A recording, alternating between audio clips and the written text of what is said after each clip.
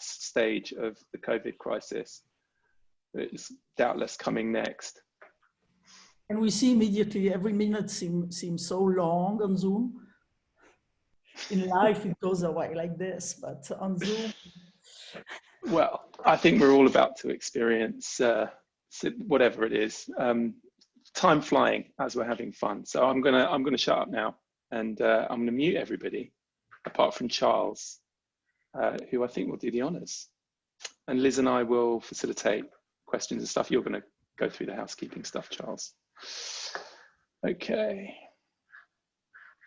Right. Well, we're reaching the time, and we've, I think, now gone over into 3 figures of people who are attending. So thank you for all who's attended. And thank you especially to Lorenza Mondada, who's agreed to do our inaugural DARG and CRCC LAFRA presentation on CA and ethno. So thank you once again, Lorenza, for being with us. Now, I hardly need to introduce Lorenza to most people, but some people may not know the extent of her work. Lorenza is now the world authority on video analysis, especially on multimodal analysis, incorporating both CA and ethno methodology. And we have people here from literally all over the world, from Japan, China, Europe, South America, who will know something of her work and maybe something of her background. But I'll just do a very potted biography, if I may, Lorenza, which will only take a moment or two and will only scratch the surface. But you did your first degrees in Switzerland, and you had some early employment in Switzerland. Then you quickly went across to France as a very young full professor in the Department of Linguistics at the University of Lyon, where you then established an extremely productive and powerful research group funded by the very prestigious CNRS of France. And it was the ICAR, which was devoted to analyzing ordinary life multimodally with a great deal of video analysis, which was still at that time, not exactly unusual, but under-researched. And you, I think, one of the people who brought it into the mainstream and made it as sophisticated as it was then, and it's increasingly so now. You then went back to Switzerland, and in 2012 you were appointed professor in general linguistics and French linguistics at the University of Basel. And at that time, before then and since then, you've been a visiting presence in more universities than I think I've had either hot dinners, cold snacks, or packets of crisps. Impossible to nominate them all. And it's an extraordinary world tour of departments of linguistics, communication, sociology, all over the world. And indeed, you've been collecting also other kinds of awards. You're honoris causa honorary professor in 2 different countries, both Denmark and in Sweden. So that's something else which shows your world authority. Your work, of course, is well known now, and it's well known for its investigation of a number of very different environments, from the cheese shop to the wine cellar, from the surgical theatre, of which we will see some, I think, rather gory pictures later on, to the architect's office. I don't think yet you've been invited to analyse the workings of the US Supreme Court, but you never know. There might be an opportunity for that in a very short time. But that's enough of a background. Now, just in case that Saul has other considerations he needs to say about the technicalities of it, I'll just check that with him. And if not, then I'll pass it to you, and I'll just say what the title of your talk is going to be.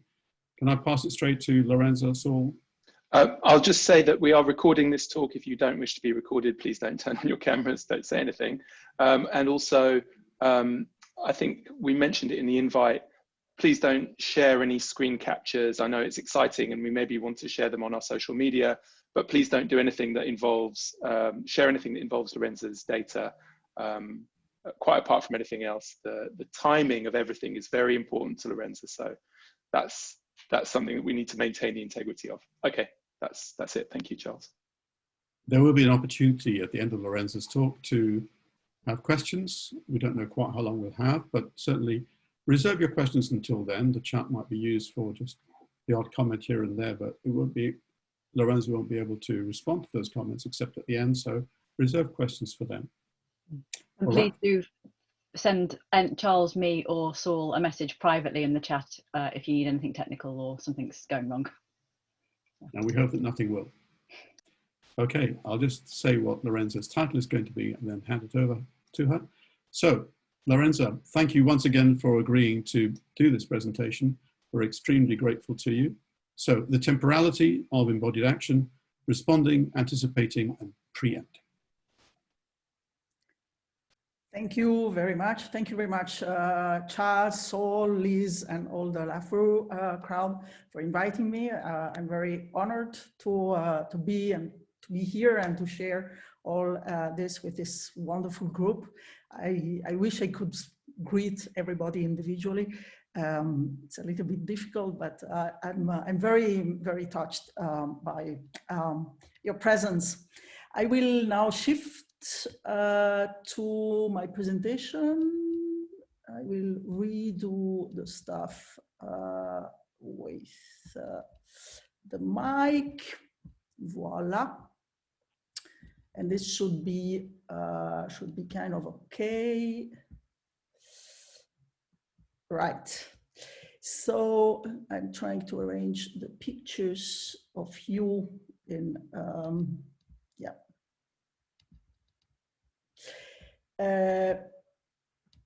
So there is a slight change in the title.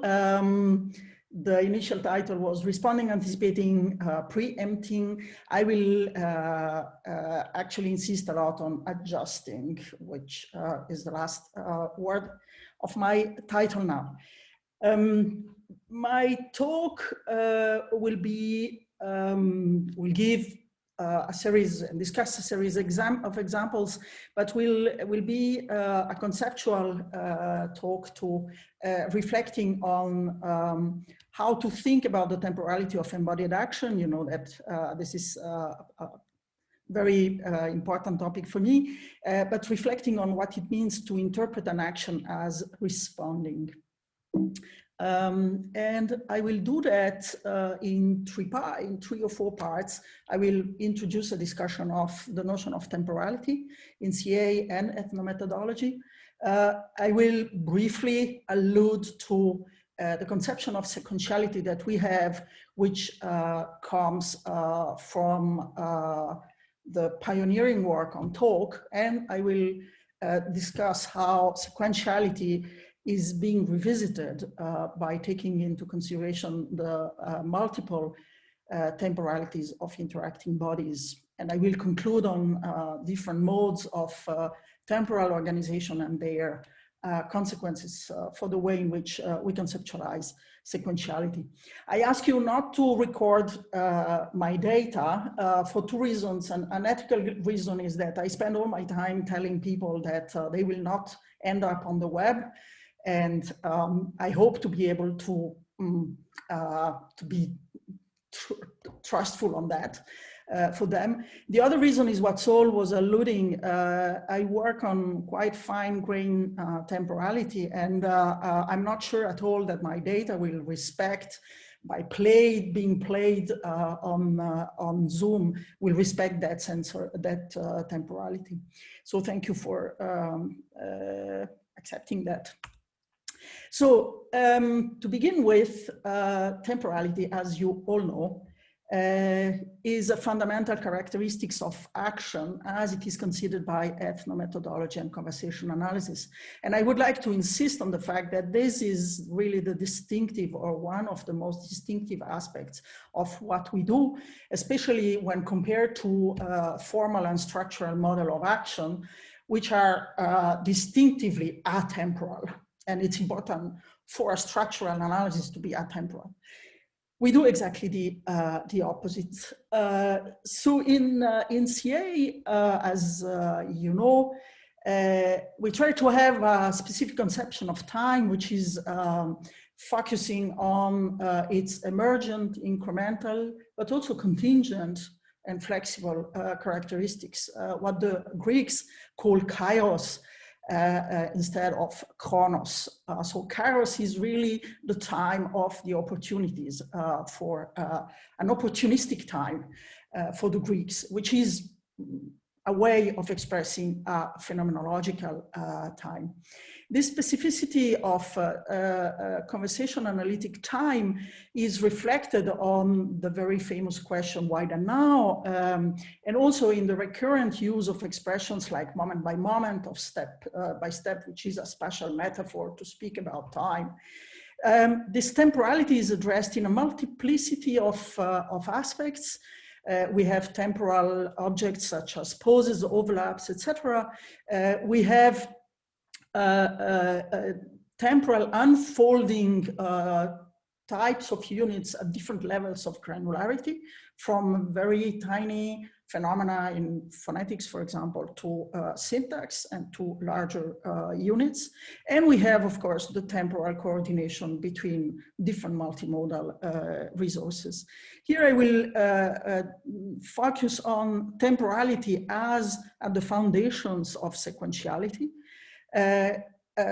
As absolutely fundamental for thinking about the relation between different actions and for deciding if an action is responsive to another. And basically, there is a basic, very simple temporal relation that grounds that, which is the relation between prior and next, on which I will come back. Of course, temporality is also fundamental for our conception of understanding. I want to emphasize the fact that temporality is also a fundamental aspect for ethnomethodology. Garfinkel was very influenced by the idea of vivid present by Alfred Schütz.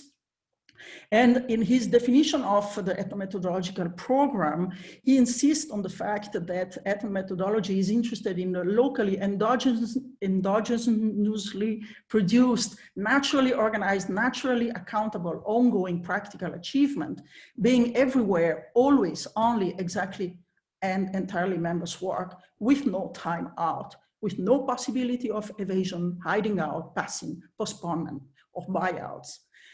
This description is interesting because it is very, very temporal. And the idea of no time out is absolutely fundamental in Garfinkel's.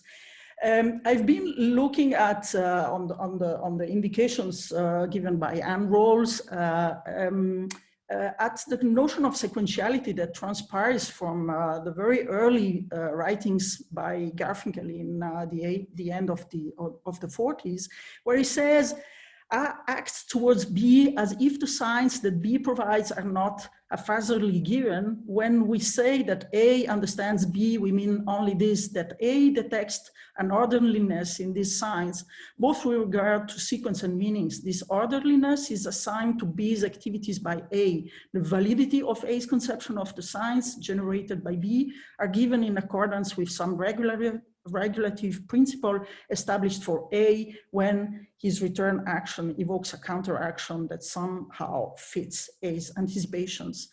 The vocabulary is not our vocabulary yet, but it's really interesting to see the very notion of sequentiality that already in these early writings. I'm interested in the fact that Garfinkel names A, the listener, and B, the speaker. Often we do exactly the opposite when we give examples of transcripts. So temporality has been established in its specificity in CA as well as in ethnomethodology. For the turn-by-turn organization is very important. That it has been described as proceeding smoothly and in an ordered way, and proceeding with no gaps, no overlaps. And for sequence organization, it has grounded the description of adjacency pairs in terms of prior, next, also first and second. And you will see that prior next is what I want to discuss. It's not always evident that first and second work as categories. So we have a basic initial representation of first and second, of prior and next. And my question will be, about this the nextness of the responsive position. And I've been interested in these last years to think about how early this response could be. Before to come to that, the turn-by-turn machinery with no gaps and no overlaps takes this prototypical form, where one turn is followed by the other without any overlaps. But of course, Gail has shown that overlaps can happen in talk, and I come back to that. So how is that precision timing possible? There have been different answers to this question. The cognitive explanations, for example, by the recent model by Levinson and Torreira, where there is an issue of planning that begins while the first action is still ongoing. But there have been other explanations that are explanations based on the idea of projection, where the prior turn is characterized by projections that are identified as such by the second participant, who therefore is able to anticipate what will come. And this generates an interest in overlaps, and primarily in Jefferson's work, where of course she speaks of terminal overlaps, but she also shows that overlaps can occur much earlier on. And she points at the phenomenon that is, I think, very interesting for us doing multimodality, that is the recognitional overlaps. And actually her papers in 83 and 84 are organized in a way that fascinates me, because in a way I discovered that was what I was doing on multimodality, is that she organizes her collection on a cline going from unmarked next turns. It's the most on the right in this scheme, and then she details the possibilities of having terminal, pre-terminal, but also pre-terminal overlaps, which are recognitional onsets overlaps, and where the issue is not so much to anticipate a sound of or a word that will complete the turn, but the issue is much more to anticipate the thrust, as she says, or the gist of the turn or the ongoing action. And she has a very interesting set of categories to describe that. The first ones, the unmarked next positions, are innocuous, reasonable. The recognitional onsets are premature, incursive, intrusive, and we see that talk doesn't welcome always very well these very early incursions into the turn of the other. Now, of course, when we talk about multimodality, things are quite different. What we have is a different way of thinking about sequentiality, given that the simultaneously produced actions, embodied actions, are not working at all as overlaps because they are not intrusive. They are not considered a priori as problematic. So we have a possibility, not only the performance of much more early and even simultaneous activities or actions, but we have the fact that they are not problematic at all.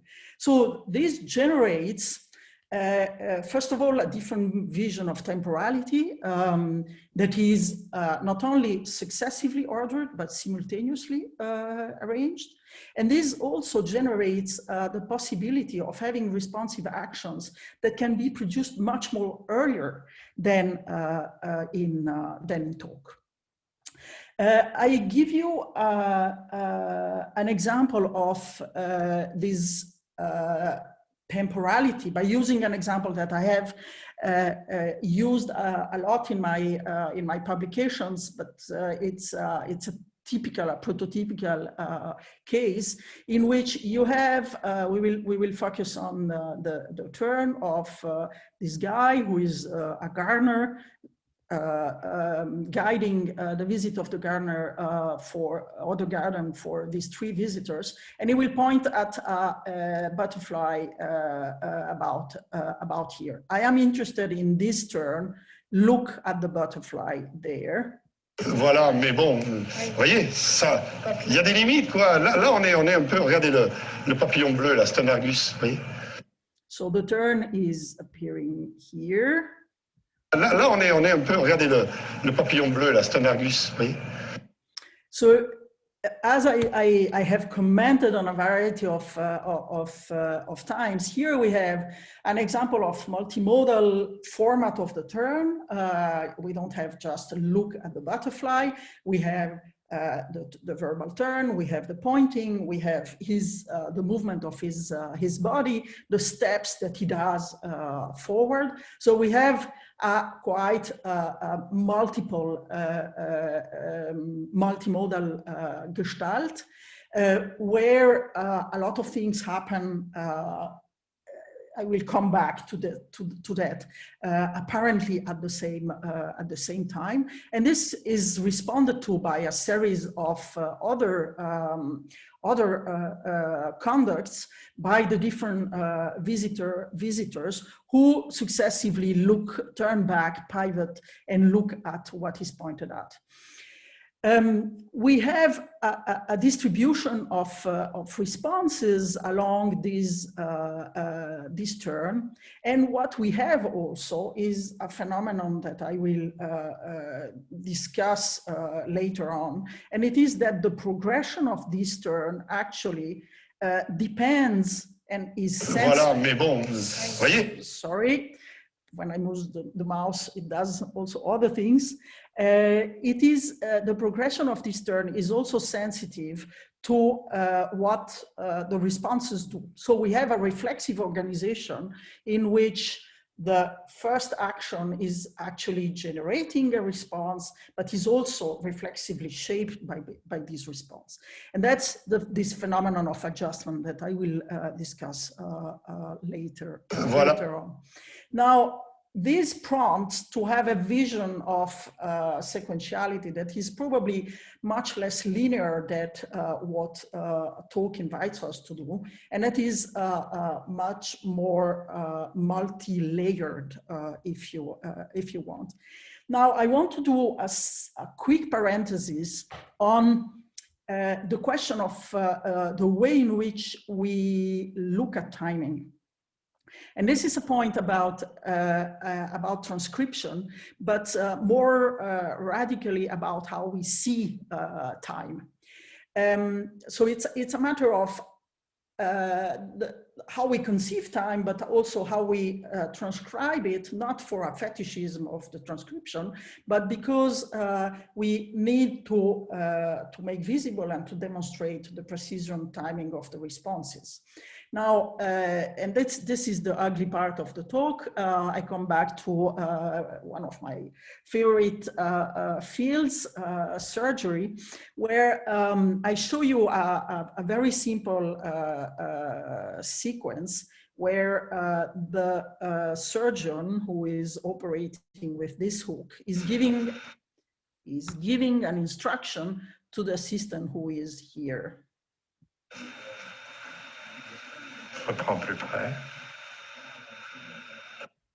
Voilà, it's very simple.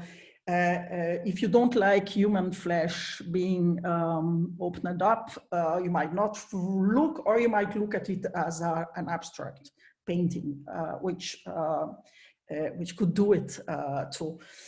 So my point here is that we have a request and we have an action that responds to this request. We could transcribe that as the request here, reprends plus près, take again closer, and then the response of the assistant. If we represent that in this way, we can say that the assistant responds by grasping after the request. Now, if we look at what happens, and I'm sorry, I show it a second time, we see that the assistant actually grasps already or moves his plier here before the end of the request and even after the first syllable of the request. So reprend plus, we are here now. You see that the assistant already moved his plier in response. So if we transcribe it in this way, what we can say is that the assistant actually anticipates the gist of the request and responds pretty early. And he responds pretty early because he sees the problem that the surgeon is addressing. So in this transcript, we have the idea that the assistant actually is quick, is responding early. Now, we can transcribe that yet in another way, which is this way, where we pay attention not only at the verbal term and to the response, but we pay attention also to what the surgeon is doing, which is not just pushing the tissue towards the assistant, but he is moving back and forth a little bit and waving it a little bit. So you see that he waves it, he pushes it a little bit. And these movements actually indicate from the very beginning and before the surgeon is uttering his request, is showing the problem. So if we transcribe in this way, we can say that actually the assistant was maybe pretty late and not pretty early in responding.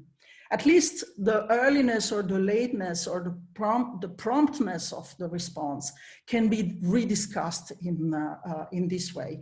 This way is the way that considers not only the turn, not only the micro movements done by the participants, but a more global, but not less detailed ecology and what I call a praxeological context, that is a context of action. So this is just a note, preliminary note, to highlight the fact that the temporality and the way in which we transcribe it depends a lot on how we are able to see not only the action, but the praxeological context in which the action happens.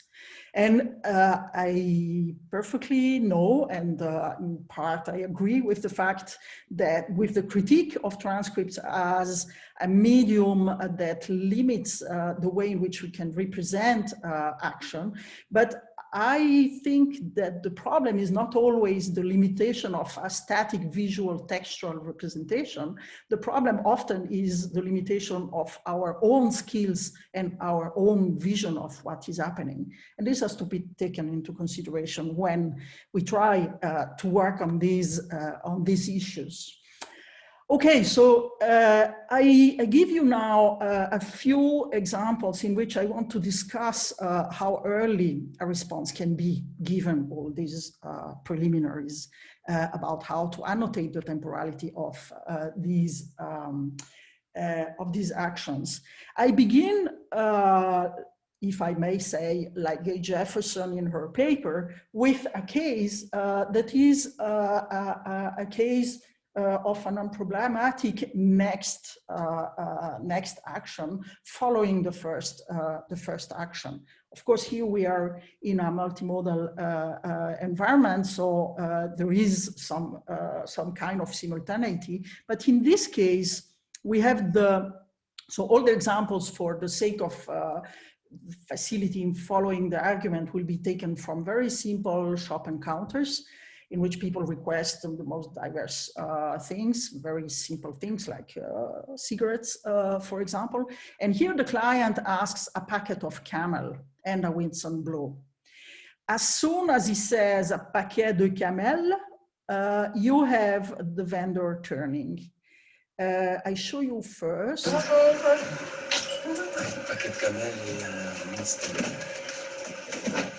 Okay, so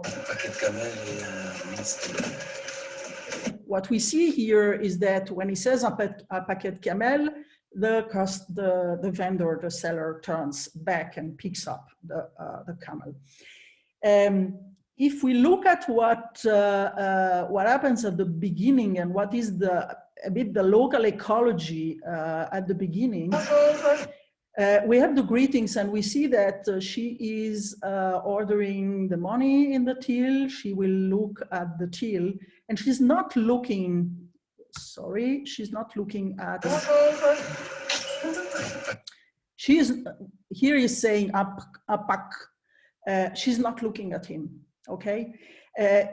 This ecology or this distribution of the bodies makes that her response, her embodied response, is based on what he says and not on what he does. Of course, he looks at the packet of Camel in front of him, but what she does is orienting to the audible character of his turn. And this is visible in the position at which she begins to turn when she has heard, sorry, she has heard packet projects cigarette, Camel is a type of cigarette. At that point, she turns. So here the response is orienting to the progression of the turn, the verbal turn. In this other example, where we have something very similar, we have a client asking for Winston Red. The seller is looking at him and turns as even before he begins his turn. After so at this point, at the level of the turn, you have no information about what kind of thing is being projected. But what we will see is that this is projected by his body position. So this is the guy we're interested in. So you see that he beautifully leans on the left. He looks on the left, well, our left, he's right, even before saying Winston. This is visible in the transcripts, where you see here leans towards his right, and he leans before actually producing the gist of the turn.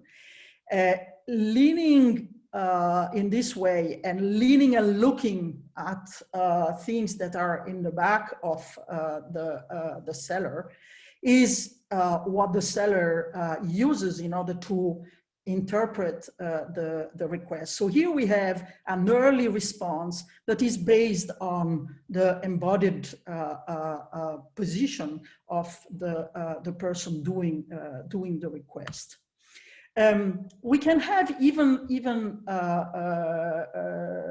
faster or earlier responses. Like here, you will see this customer. She will look at the feuilletés, which are a specific kind of pastry, which is located here, and the seller will go there even, I would say, before, well, or at the very beginning of the turn. The customer has not even said the initial pronoun, je vais prendre. Bonjour, je prends un croissant aux amandes et un petit pain au chocolat. So here again, the fact that the customer looks at the feuilleté and moves towards the feuilleté is the basis on which the seller can produce an early response. Now, the question that I am interested in is how early you can do things. And I have a few cases in which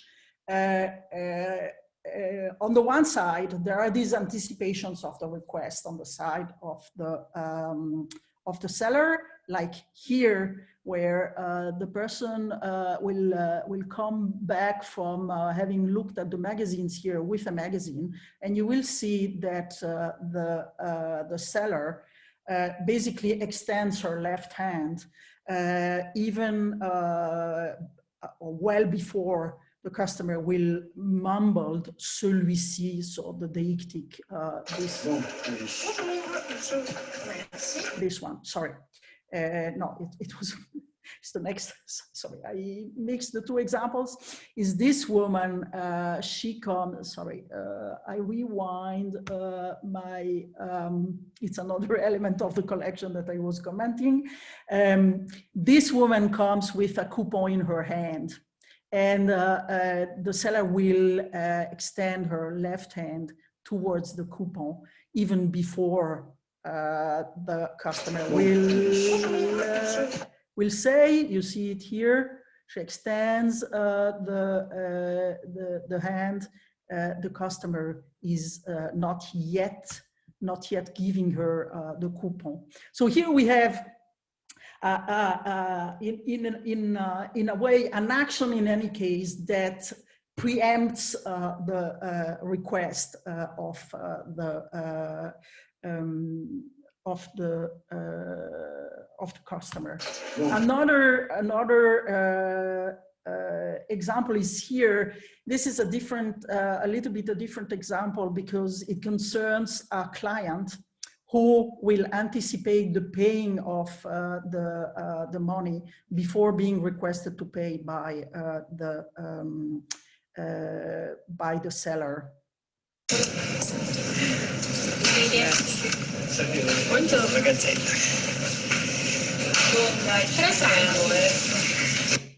So what interests me is the double gesture that he does. He shows the la Gazzetta dello Sport, and he gives the money.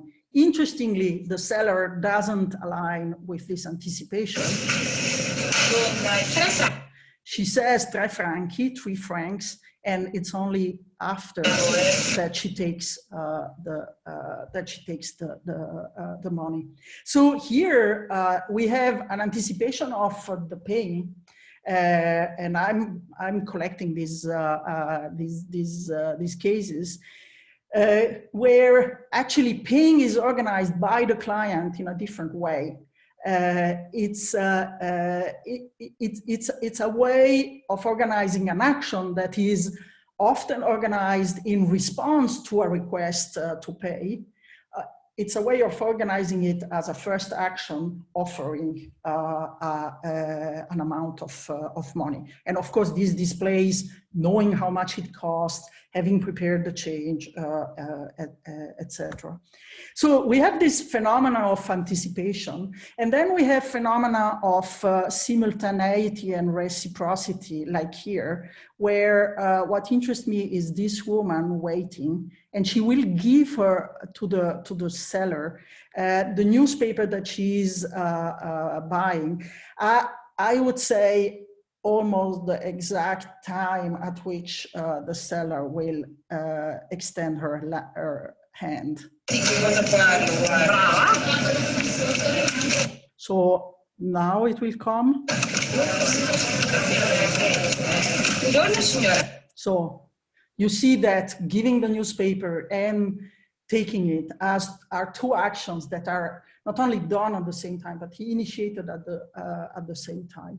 I will come back to this notion of at the same time, but I would say that here, giving and taking are actions that are temporally formatted by both participants in a way that exhibits and actively achieves reciprocity.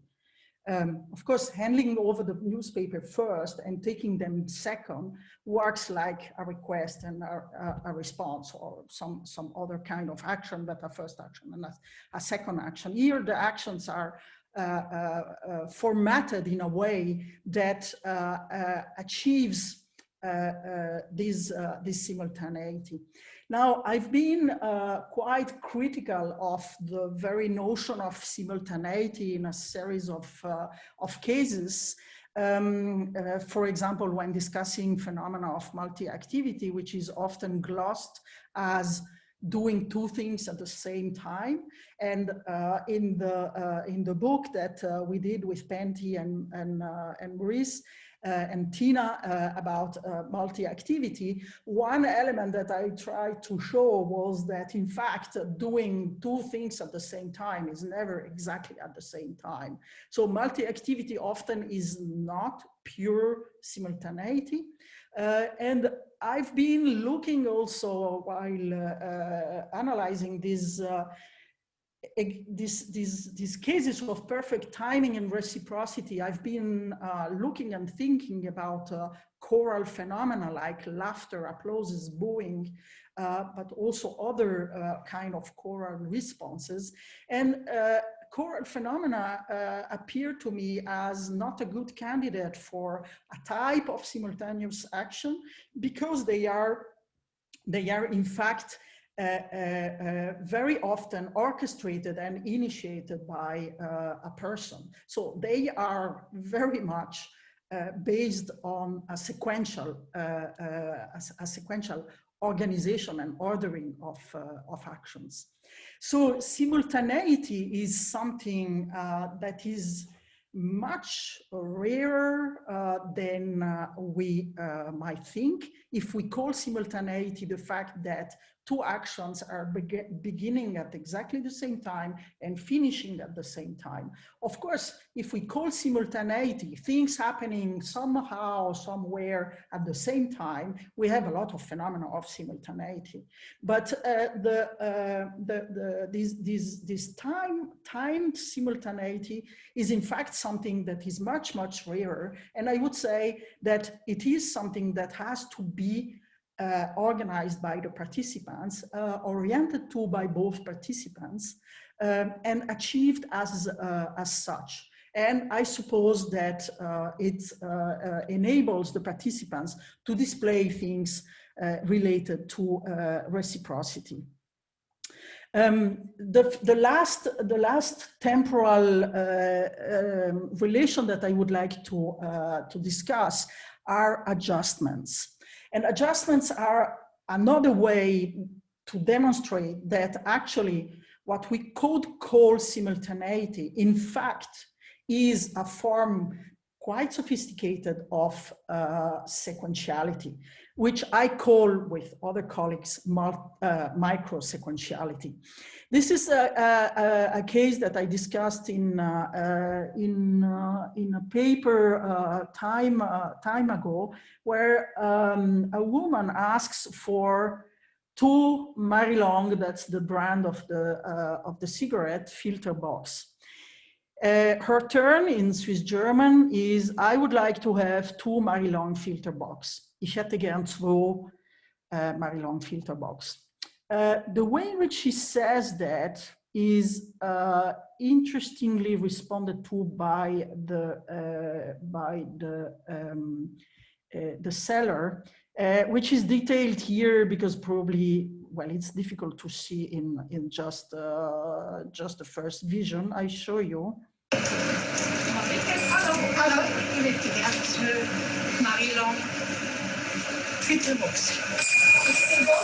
So even if you don't speak any Swiss German, you might have heard the poses. Ich hätte gern zwei Marilong, long pose, filter box. So this temporality is already a temporality that shows some kind of adjustment to the responsive action. And what the responsive action does is that the salesperson withdraws first from the counter quite early on, actually, orienting towards the pointing indicating that the object that is requested is behind the salesperson. She turns back, and the way in which this turn is organized with the pointing first, the label of the cigarette then, and then the type of of this particular cigarette, so a box and not something else, actually each bit of this action is responded to by another action, an action that looks at the place where cigarettes and Marilong are, and an action that then extends the hand to clip, to grasp that cigarette. So what we have here is an example that I will not gloss as an example of simultaneity, is an example probably of early response, but a response that is very interesting in the sense that it progresses by responding bit by bit to something that also progresses, the first turn, in relation to the action that is being done. So in a way, the first turn is you could gloss that as guiding the salesperson. So the type of model, if you want, of micro-sequentiality that this enables to think is a form in which the first action is constantly reflexively reshaped by the responses that it gets. So we have a reflexive organization of the first and the second. And the responsiveness is not a responsiveness of to the action as such, but to bits of this action. Thereby, the attempt to represent that in the figure here. So these micro-sequential phenomena are quite fascinating, actually, and they make me thinking about two things. One thing is, a thing that I love is the fact that crossing the road in Tehran is considered by many people, especially Americans, as an impossible thing. Now, it is possible, but it is possible not because they have lights where the cars stop and we have a successive right to occupy the road by the pedestrians and by the cars, but it is based actually on a phenomenon of micro-sequentiality where, of course, the pedestrian is adjusting to the cars, but the cars also are adjusting to the pedestrian. And the way in which the cars and the pedestrians organize their trajectories of action are actually micro-sequentially coordinated. It's very interesting to find in George Herbert Mead some very early in the 30s accounts for not only sequentiality, but about micro-sequentiality, when, this is the second quote, when he says that basically the first action is responded to by a second, but the second becomes the first for the first. So there is, he describes exactly these reflexive dynamics of micro adjustments or micro sequentiality. So this is the phenomenon on which I would stop, and I take 1 minute for the conclusions. You see the line that I am trying to follow to start from successive responses to early responses to things that are micro-sequentially adjusted responses to eventually reciprocal actions where there is true simultaneity between these actions. And those are different ways of organizing action that I would say the projections based on the embodied conduct allows. Each one has its particular trajectory, temporal trajectory, and embodied trajectory on which I pass because I want to have some time to discuss with you. But basically the idea is that I'm trying to push the boundaries of what sequentiality is.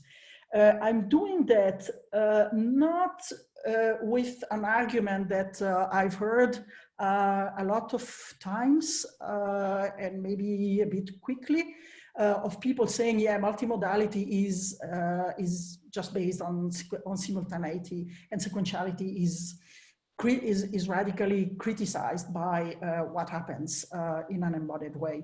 My argument is not that, and I think that if you read contemporary debates about simultaneity, they point at something more sophisticated than that, which is that simultaneity and successivity play together, and they kind of complexify the vision that we could have of sequentiality, one of which is the idea of micro-sequentiality, which has the interest, I would say, to still recognize that sequentiality is the very core principle that makes actions understandable. And I will stop here. Now I will try to, the closings of,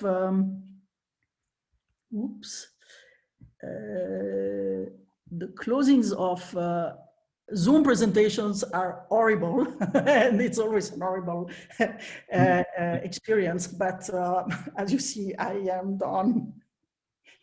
Thank you very much indeed, Lorenza. That was just terrific. Thank you again for coming. Thank you for giving us such a wonderful tour d'horizon of lots of different things. Now, people are just getting to terms with the degree and the detail of what you've said. So we'll give people a moment or two to think about what questions they might like to ask. And the way we'll do it is that people will put in the chat a self-nomination, say, may I ask a question? And then we will unmute, or that person can unmute her or himself once we have pointed to them. That way we'll know who's coming up and who has the floor next. So while people are still thinking, I think we should have a silent round of applause for Lorenza. So Lorenza, please take it that the house is shaking with the applause that's coming through you from all corners of the world. So it's planetary applause. Thank you to you. All right. I've already seen somebody who's nominated her or himself. And it is Sandro. Sandro, can you unmute yourself, please, and ask a question?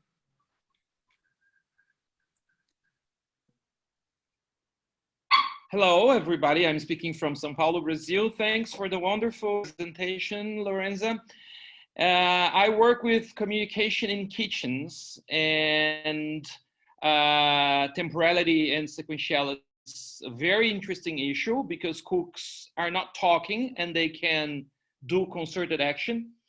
And I'm particularly interested in the role of senses, because sometimes it seems that the fact that he's smelling something or he's hearing the clang of a pot is what helps the orientation of the next action. So I would just like to hear your thoughts on that. And I think the main issue is, how do I capture that? Because I would have to quantify smell, for example. Okay, I'm very glad you asked the question. Actually, I just submitted to Cambridge University Press a book that is called Sensing and Interaction. So that's the occasion to make an announcement, and I hope it will come out very, very soon. Where I'm interested in precisely these issues. That is, how you can integrate sensoriality in a model of sequentiality and interaction and coordination. There are, I could speak for a long time about that. To make it short, in my talk today, I try to insist on the importance of vision, in the sense that, and this is a form of sensoriality, in the sense that if somebody orients in an embodied way or does a gesture or whatever, and the other person doesn't look at him or her, you will have no possibility to project, no possibility to adjust. And I would say that the same happens with other senses. In the sense that you might touch somebody, and Asta is here. We just finished a very nice book called Touching and Interaction. Touch is a way of sensing the other and being able to project an action on the basis of touching the other. And in my work on the Charles was referring to my love for cheese because it's a very smelly thing. Smell is something that is absolutely fundamental for this kind of early co-orientations. Now, you might ask, but how the hell I can transcribe smell? What you can do, and what I have done, and I have a chapter on smell in that book. And by the way, I have also an article on smell at Charles' venue, Rolsey. That's the marketing moment,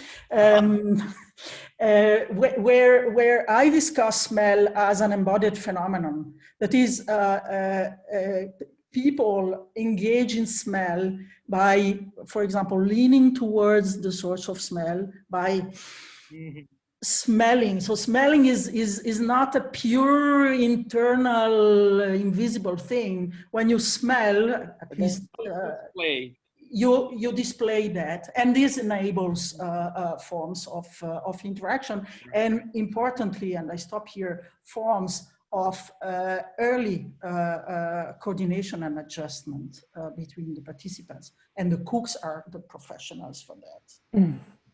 Thank you very much, Lorenza. Now we have a number of people, and I'll call them in order, and let's hope that we can get through them all. I think what I'd like to do, if that's all right with everybody, is to ask Sylvain, and then Marina, and then Emily, to ask their questions one after the other, and then Lorenza can have a go at them all together. So off we go, Sylvain. Thank you very much. Yes, thank you, Lorenza, for this wonderful talk. It made me think of, what strikes me is that still temporality is really, I guess, one of the main, if not the main resources through which we make sense of an action as being responsive to a previous one. And I noticed this because lately I've been looking a lot at technologies in interactions, for interaction, in action. And it strikes me how much, as soon as there's some sort of technological mediation between people that they're using, very often there are some kind of small delays that makes, for us as analysts, very complicated to understand what actions responds to another, but also for participants themselves, which kind of occasions some messy, if I can put it that way, interaction sometimes. So I was wondering, actually, is there any other way that when we interact or when we analyze some data, some interactions, is there any other sort of cue that allows us to say sometime that this is responsive to something apart from temporality? Thank you. Marina, and then Emily. Yes, well, thank you so much, Lorenza. That was great. I don't know if I'm going to make much sense, but I was thinking about your claim around, well, choral productions and the whole invitedness of them all, and the boundaries between what will be the threshold between considering that something is done sequentially or simultaneously in those cases, particularly if we consider that some of all the multimodal cues that are being effected at the same time may not always be like taken up or be perceived you know, as they're going, along. I mean, projectability is a feature of these practices, but many other practices, and creating these grounds for for other people to come in kind of simultaneously. They're always there, but they're not always taken up. Well, not always, but they may be there in different ways. So I was thinking, because I was thinking of different kinds of choral productions that I've studied, what would be a threshold between saying, okay, this is actually, you know, a sort of simultaneous kind of thing, or this would be a sequential kind of thing. I don't know if it makes any sense, but that was my question. Thank you. Thanks, Marina. Emily?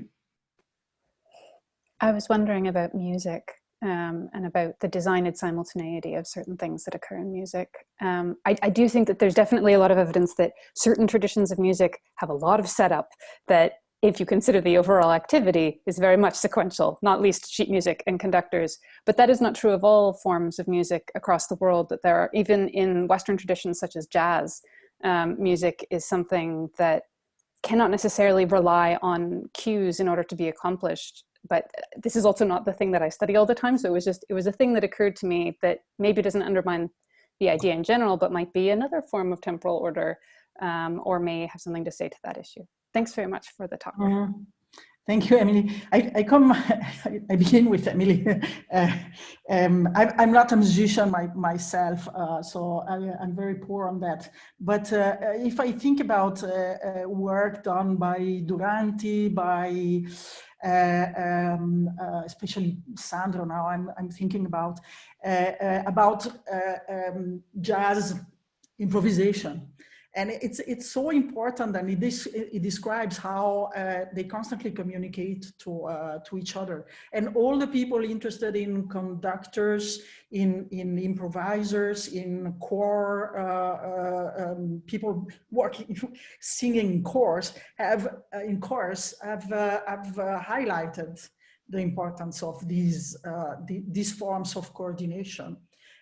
So this is one thing, and I know from the philosophy of music that music and temporality have been discussed at length in much more abstract ways. So music, and I've seen Matthias, who I greet en passant, who was looking at these at some of these issues, and I think that music provides precisely for a kind of structure for that. Of course, there are different traditions of music, but I definitely think that music doesn't escape to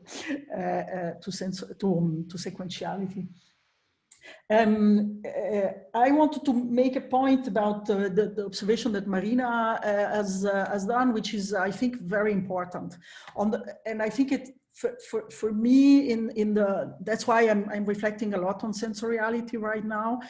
For me, the richness of the cues that you can observe as an analyst, showing the complexities of the design of an action is great, but it's not enough. And what we need is that on the one side, and of course the identification of the temporal positions of where these what you call cues are, so where the resources are positioned. But this is not enough. A very important aspect is, and it's a difficult aspect, is what the people perceive of that. And I think that gaze is a good way to start, but there is not only gaze, there is of course the audible dimension of it, and even the cooks of Sandro are boiling things and doing things that have not only smells but a lot of sound qualities, and these sound qualities are not only words, but as Emily and the group of Lilo are working on, those are sounding objects. So listening to the sounding dimensions of action is also an important part. And then you have the other senses. And I think that taking much more into consideration these aspects will give us some principles to show what people, that's the idea, basic idea of SACS and of CA, what people are orienting to. And we have to find a way to demonstrate that. And I think that in order to respond also to Sylvain, I think it's important to try to find out whether people orient and how they orient to these temporal little gaps, how they orient to an image of somebody doing a gesture. This is what Heath and Loof described very well.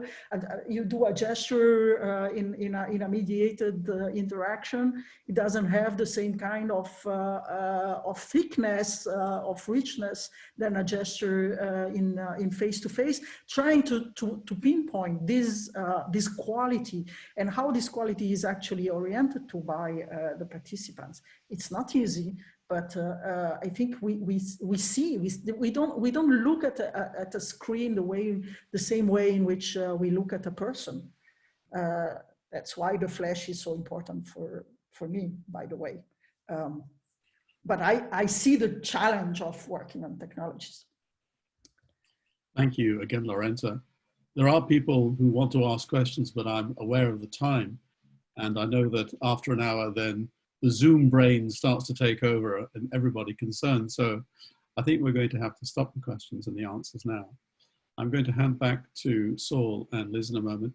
I just want to say again to you, Lorenza, this has been a marvelous talk. We've gone from the gory insides of a French surgical theater to the almost equally gory outside of a Tehran street, and we've managed to survive the process. And I think we've learned a great deal about sequentiality and synchronicity, and how multimodality is a way of doing being human in a way that's much more engaged than we might otherwise have thought. So I will ask people to virtually clap once more. So thank you. Thank you, all of you. It's wonderful to see so many friends here, and yeah, I hope we will meet soon in face-to-face. That's my deepest wish. I think that's a wish which is shared by everybody in the room.